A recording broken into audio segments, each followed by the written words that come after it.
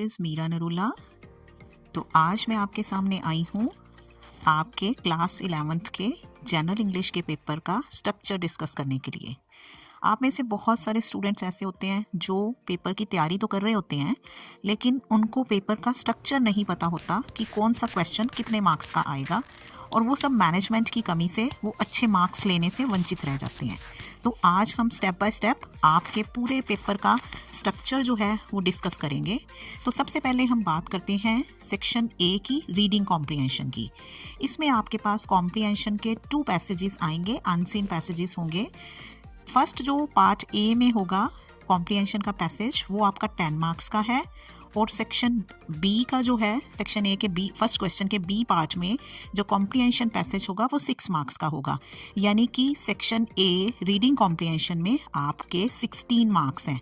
तो इसकी आपने बहुत अच्छे से प्रैक्टिस करनी है, क्योंकि जो कॉम्प्रिहेंशन के पैसेज के क्वेश्चंस के रिप्लाई आप तभी कर पाओगे जब आपने इसकी अच्छे से प्रैक्टिस करी होगी। उसके बाद हम सेक्शन बी की बात करते हैं, जिसमें writing skills, grammar and translation है। अब राइटिंग स्किल्स में आपके पास एडवर्टाइजमेंट और नोटिस है, यानी कि नोटिस और एडवर्टाइजमेंट में आपको एक करनी होगी, वो 5 मार्क्स की होगी। और लेटर राइटिंग में आपके पास 2 लेटर्स आएंगी, एक सोशल और एक पर्सनल, उसमें से आपको एक ही अटेम्प्ट करनी होगी और वो 6 मार्क्स की होगी। यानी कि राइटिंग स्किल्स आपकी 5 + 6 11 मार्क्स की है। उसके बाद ट्रांसलेशन आपकी 4 मार्क्स की है, जिसमें 2 मार्क्स की ट्रांसलेशन आपकी पंजाबी और हिंदी से इंग्लिश में कन्वर्ट करना है, और दूसरी है हिंदी और पंजाबी दूसरी है इंग्लिश से आपने हिंदी और पंजाबी में कन्वर्ट करना है, हिंदी या पंजाबी में। तो ये आपकी 4 मार्क्स की रहेगी।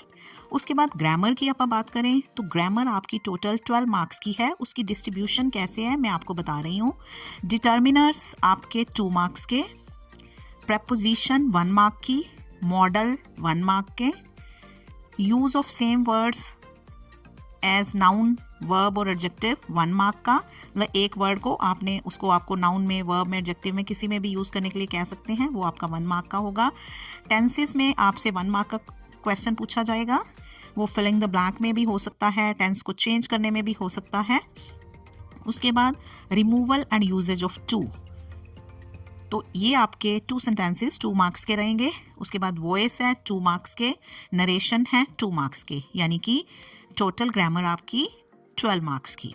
उसके बाद आपका आता है सेक्शन सी लिटरेचर, जो कि आपकी टेक्स्ट बुक है, उसमें से क्वेश्चंस पूछे जाएंगे। तो इसके लिए मैं आपको एक सजेशन देना चाहूँगी कि आपको सारे लेसन की, जितने भी आपके लेसन्स हैं, उनकी स्टोरी ज़रूर पता होनी चाहिए।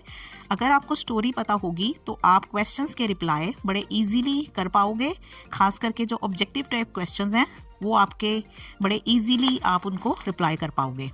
अब हम उनकी मार्क्स की, लिटरेचर वाले पार्ट की मार्क्स की डिस्ट्रीब्यूशन की बात करते हैं। तो सबसे पहले आपको ऑब्जेक्टिव टाइप क्वेश्चंस आने हैं 10। हर क्वेश्चन का 1 मार्क होगा।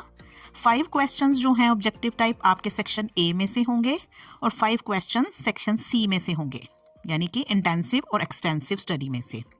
उसके बाद जो आपका नेक्स्ट क्वेश्चन होगा वो आपका पोइट्री का सेक्शन में से होगा। उसमें आपको एक स्टैंजा दिया जाएगा कॉम्प्रिहेंशन के लिए, उसके 4 क्वेश्चंस होंगे 1 मार्क के। फिर आपको 2 पोएम के सेंट्रल आइडिया दिए जाएंगे, 2 पोएम्स दी जाएंगी, उसमें से आपने 1 पोएम का सेंट्रल आइडिया करना होगा, ये आपका 3 मार्क्स का होगा। उसके बाद जो आपके शॉर्ट आंसर टाइप क्वेश्चंस हैं वो आपको 4 क्वेश्चंस दिए जाएंगे, और आपने 3 अटेम्प्ट करने होंगे सेक्शन ए इंटेंसिव स्टडी में से, यानी कि 2 मार्क्स के आपने 3 question, total in all 6 marks बन गए। उसके बाद सेक्शन सी आपका जो है एक्सटेंसिव स्टडी, इसमें से आपको 3 क्वेश्चन दिए जाएंगे, आपने 2 अटेम्प्ट करने होंगे, और वो भी आपके 2 मार्क्स के, यानी कि 4 मार्क्स के क्वेश्चन एक्सटेंसिव स्टडी में से।